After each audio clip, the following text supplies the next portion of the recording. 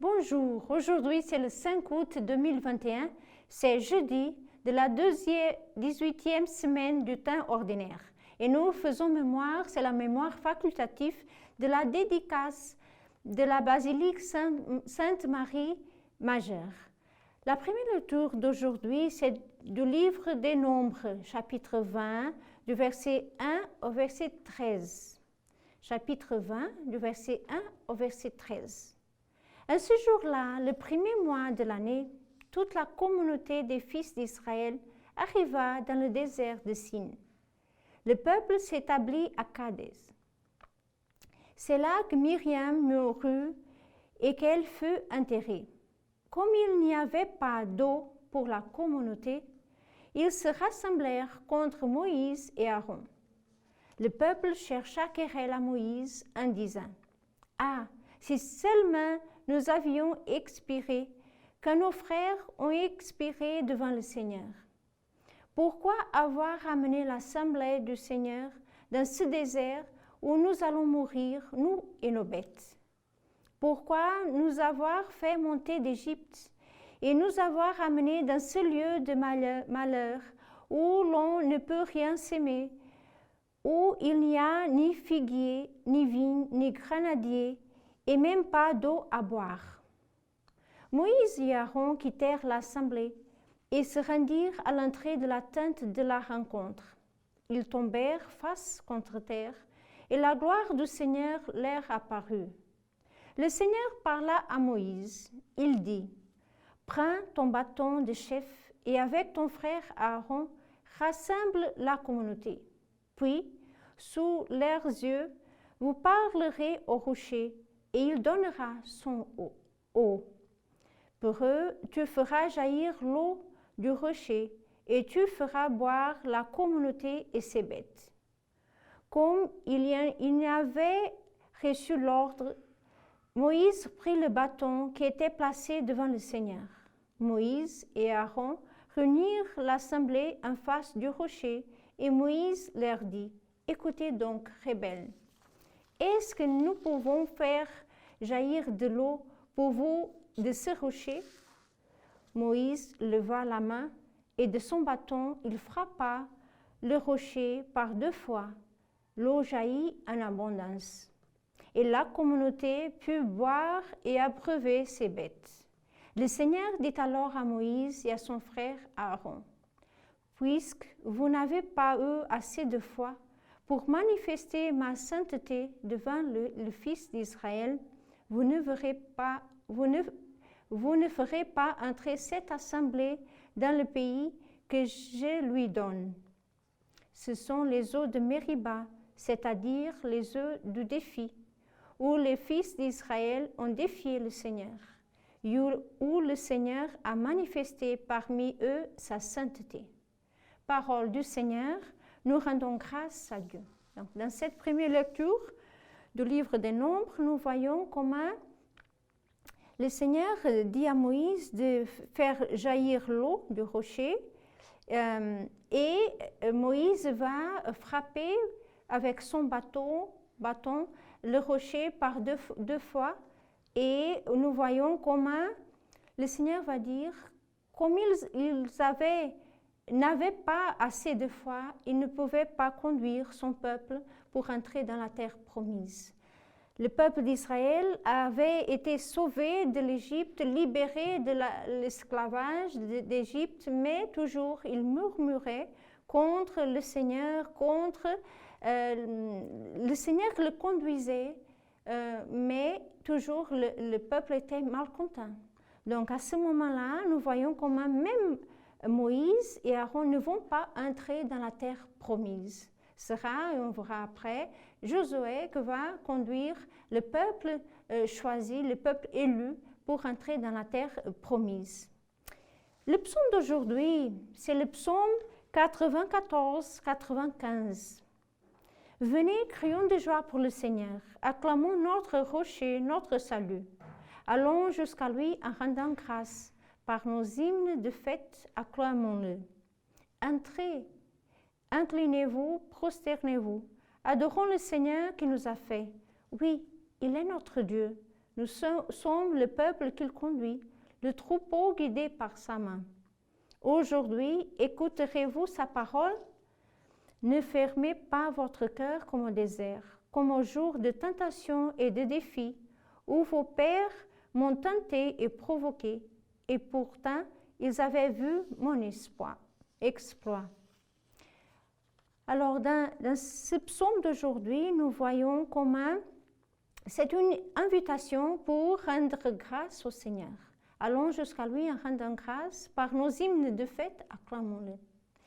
Mais aussi, c'est comme un reproche au peuple, parce qu'il va faire mémoire comment le peuple a fermé le cœur. Ne fermez pas votre cœur comme au désert. Donc le peuple élu, le peuple aimé de Dieu, a fermé son cœur.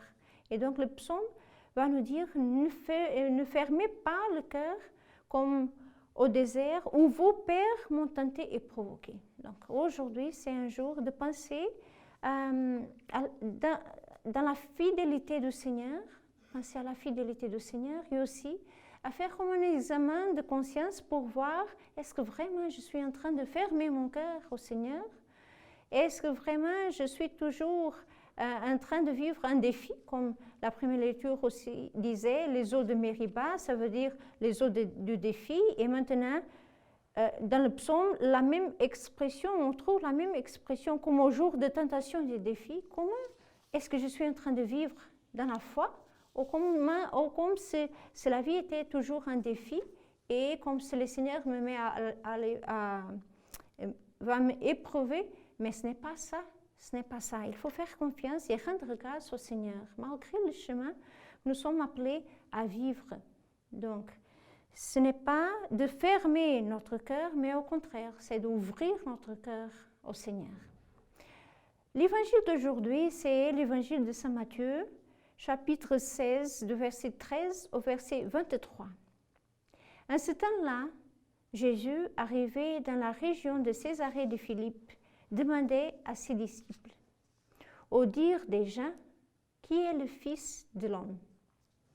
Ils répondirent, pour les uns, Jean le Baptiste, pour d'autres, Élie, pour d'autres encore, Jérémie ou l'un des prophètes. Jésus leur demanda, et vous, que dites-vous? Pour vous, qui suis-je? Alors Simon-Pierre prit la parole et dit, tu es le Christ, le Fils du Dieu vivant. Prenant la parole à son tour, Jésus lui dit, heureux es-tu, Simon, fils de Jonas. Ce n'est pas la chair et le sang qui t'ont révélé cela, mais mon Père qui est aux cieux. Et moi, je te le déclare, tu es Pierre, et sur cette pierre, je bâtirai mon Église. Et la puissance de la mort ne l'emportera pas sur elle. Je te donnerai les clés du royaume des cieux. Tout ce que tu auras lié sur la terre sera lié dans les cieux. Et tout ce que tu auras délié sur la terre sera délié dans les cieux. Alors, il ordonna aux disciples de ne dire à personne que c'était lui le Christ. À partir de ce moment, Jésus commença à montrer à ses disciples qu'il lui fallait partir pour Jérusalem, souffrir beaucoup de la part des anciens, des grands prêtres et des scribes, être tué et le troisième jour ressuscité. Pierre, le prenant à part, se mit à lui faire de vifs reproches. Dieu t'en garde, Seigneur, cela ne t'arrivera pas. Mais lui, se retournant, dit à Pierre, passe derrière moi, Satan. Tu es pour moi une occasion de chute. Tes pensées ne sont pas celles de Dieu, mais celles des hommes. Acclamons la parole de Dieu. Louange à toi, Seigneur Jésus. Donc, dans l'évangile d'aujourd'hui, nous voyons comment il a une question très importante et que nous tous, nous sommes invités à répondre à cette question. Et vous, que dites-vous? Pour vous, qui suis-je? Donc, le Seigneur nous invite à donner notre réponse aujourd'hui. Qui est le Christ pour moi? C'est le Sauveur? Oh, j'attends encore un prophète? Oh, j'attends quelqu'un envoyé de Dieu, mais pas vraiment le Fils de Dieu. Et nous voyons La réponse de Simon-Pierre, tu es le Christ, le Fils de Dieu vivant, ça veut dire le Christ qui est au milieu de nous, qui est en train d'agir dans notre vie. Donc, nous tous, il faut donner notre réponse. Souvent, on parle de la rencontre personnelle avec le Christ. C'est vraiment faire cette expérience que le Christ est un Dieu vivant, qu'il peut agir dans ma vie, qu'il m'aime tel que je suis et qu'il est en train d'agir. Après, on voit aussi l'attitude de Pierre. D'un côté, il va faire cette profession de foi, tu es le Christ, le Fils de Dieu vivant, mais d'autre côté, il va dire, non, Dieu t'en garde, Seigneur, cela ne t'arrivera pas. Donc, il ne veut pas voir son maître souffrir, être tué, comme il vient d'annoncer, et Pierre ne veut pas ça. Mais Jésus va le dire, tes pensées ne sont pas celles de Dieu, mais celles des hommes. Et là, c'est vraiment ce passage ici que va marquer vraiment ma journée aujourd'hui. Est-ce que mes pensées vraiment sont les pensées de Dieu ou sont encore les pensées des hommes? Ça veut dire les pensées selon le monde qui ne veut pas souffrir, qui ne veut pas passer pour des épreuves, qui ne veut pas, comme le fils d'Israël, ne voulait pas passer par le désert. Il fallait traverser le désert pour arriver à la terre promise. Donc, est-ce qu'on pense comme le peuple d'Israël? Est-ce qu'on pense déjà comme un peuple qui a été sauvé pour le Seigneur et qui va avoir aussi les pensées selon Dieu? Donc, quelle est notre attitude? Quelle est notre pensée aujourd'hui? C'est vraiment ce passage qui va marquer pendant toute la journée d'aujourd'hui. Et la mémoire facultative que nous célébrons aujourd'hui, c'est la dédicace de la basilique de Sainte-Marie Majeure. C'est une basilique à Rome. Donc après le concile d'Éphèse, en 431, au cours duquel la mère de Jésus fut acclamée mère de Dieu, le pape Sixte III érigea à Rome, sur la colline d'Esquilin, une basilique dédiée à la Sainte Mère de Dieu, appelée plus tard Sainte Marie Majeure.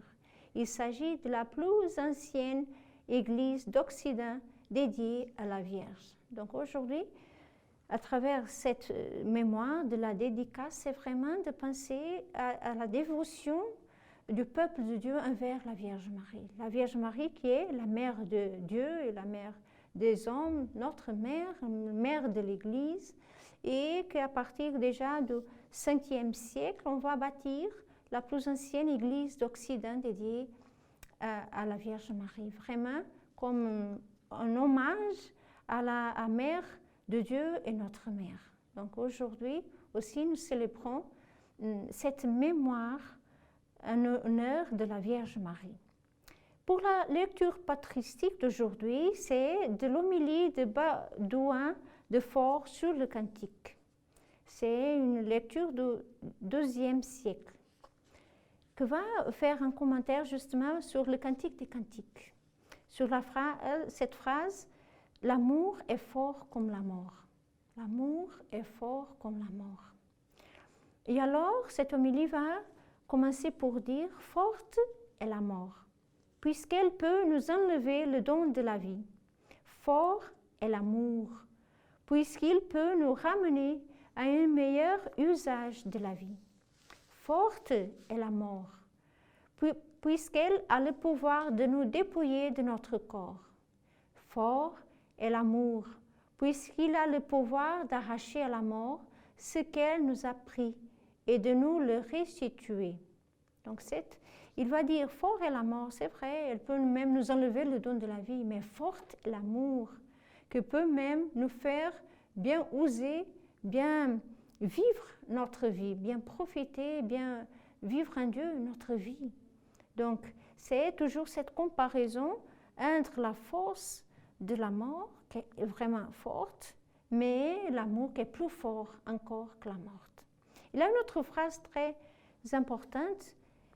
L'amour est fort comme la mort, car l'amour du Christ est la mort de la mort. Ça veut dire que le Christ a déjà vaincu la mort. La mort du Christ a vaincu la mort que va nous atteindre un jour, c'est vrai, mais La vie que Jésus nous apporte, c'est plus forte que la mort. Et aussi, ce passage-ci, Seigneur, enlève de moi ce cœur de pierre, ce cœur figé, ce cœur incirconcis, et donne-moi un cœur nouveau, un cœur de chair, un cœur pur. Toi qui purifies le cœur et qui aimes le cœur pur, possède mon cœur et habite en lui. Contiens-le et remplis-le, toi qui dépasses tout ce que je suis et qui m'est plus intérieur et intime que moi-même. Toi, le modèle de la beauté et le sceau de la sainteté, scelle mon cœur dans ton image. Scelle mon cœur sous ta miséricorde. Dieu de mon cœur, Dieu, ma part à jamais. Et c'est comme ça qu'aujourd'hui va finir cette homélie pour dire l'amour est plus fort que tout, que même mon péché. Donc Seigneur, enlève de moi mon cœur de pierre et donne-moi un cœur de chair. C'est cette demande, cette prière que va jaillir de notre cœur aujourd'hui. Seigneur, enlève de moi ce cœur de pierre et donne-moi un cœur nouveau, un cœur de chair. Purifie mon cœur, scelle mon cœur dans ton image. Donc c'est ça. Aujourd'hui, on va demander que l'amour dans notre vie soit plus fort que la mort, que le péché, que la détresse, que l'angoisse. Alors aujourd'hui, ce que nous voyons, c'est une liturgie qui va nous faire mémoire d'une dédicace d'une basilique à Rome, mais qui nous fait penser vraiment à notre dévotion à la Vierge Marie, qui est Mère de Dieu et qui est notre mère aussi.